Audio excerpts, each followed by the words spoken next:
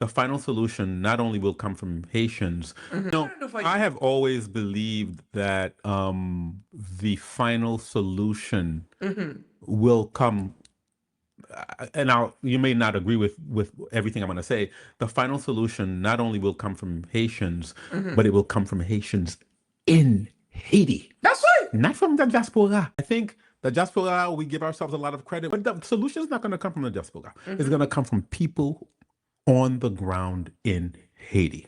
That's my firm belief. They can get the motivation from the diaspora, but the solution, the final solution, and I don't know what the final solution is going to be, and nobody else knows because it hasn't happened yet. It hasn't happened. It's going to come from Haitians in Haiti, living this is in Haiti. C'est pas plus talent que tout. Oh, we have a lot of talent, and that's no joke.